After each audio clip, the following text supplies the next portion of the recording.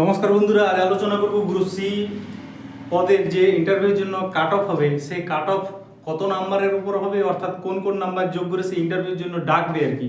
তো সেইটা নিয়ে আলোচনা করব। তো আপনারা জানেন যে 60 নম্বরের রিটিন পরীক্ষা হয়েছে, 60 নম্বর রিটিন হয়েছে।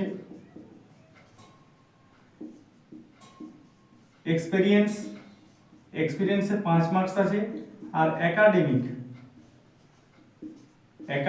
10 নাম্বার আছে। 10 নাম্বারটা কিভাবে আছে, যদি কারো ফার্স্ট ডিভিশন থাকে 10-এ 10 পাবে, সেকেন্ড ডিভিশন থাকলে 8 এবং থার্ড ডিভিশন থাকলে 6। তাহলে এই টোটাল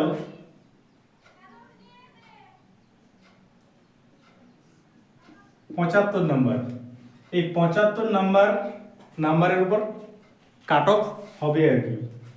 এক্সপিরিয়েন্স 5 নম্বর কারা পাবে? যারা যোগ্য চাকরিহারা 2017 সালের ভ্যাকেন্সিতে যারা চাকরি পেয়েছিল এবং কোনো রকম দুর্নীতি যাদের প্রমাণিত হয়নি, তারা যাদের পরীক্ষা ভালো হয়েছে, তাদের যে প্রাপ্ত নাম্বার 60-এর মধ্যে, সেই নাম্বারের সঙ্গে 5 যোগ করবে।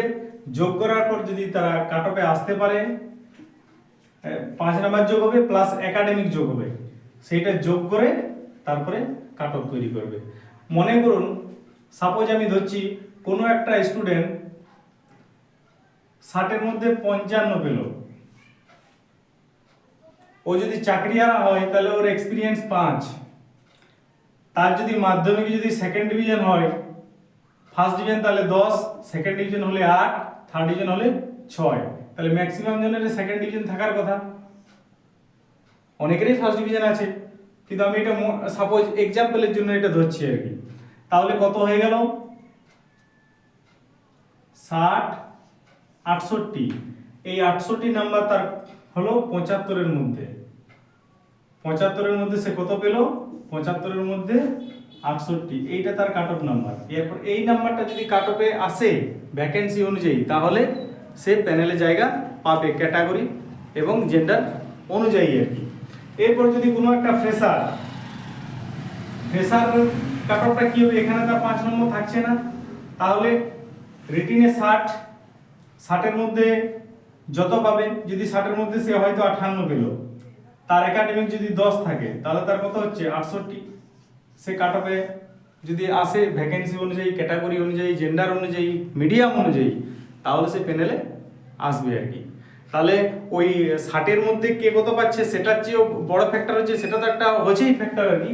কিন্তু যাদের হয়তো 60-এর মধ্যে কেউ হয়তো 55 পেয়েছে, ভাবছে আমি ভালো পরীক্ষা দিয়েছি, হয়তো তার একাডেমিকে 8 আছে, তাহলে তার কত হয়ে যাচ্ছে? 63। এরপরে কারো পরীক্ষা হয়েছে, কেউ হয়তো 54 পেয়েছে, আর তার একাডেমি 10 আছে, নতুন ফ্রেশারদের বলছি, তাহলে তার কত হয়ে গেল? 64। তাহলে এর চেয়ে তো বেশি পেয়ে গেল আর কি, তাহলে সেই এগিয়ে যাবে। মাধ্যমিকের নাম্বারটাও কিন্তু কাট অফে, ইন্টারভিউ কাট অফে যোগ করে, এক্সপিরিয়েন্স নাম্বার যোগ করে তারপরে কাট অফ হবে। ফ্রেশারদের জন্য এক্সপিরিয়েন্স নাম্বার থাকছে না, যারা পুরনো তাদের যোগ্য যারা চাকরিয়ার তাদের জন্য এক্সপিরিয়েন্স নাম্বার 5 যোগ করে কাট অফ হবে, অর্থাৎ তাদের 75-এর উপর কাট অফ, আর যারা ফ্রেশার তাদের 70 নম্বরের উপর কাট অফ তৈরি হবে আর কি। তো আজ এই পর্যন্তই ছিল। যাদের পরীক্ষা মোটামুটি ভালো হয়েছে, ইন্টারভিউ প্রিপারেশন জারি রাখুন। Thank you for watching.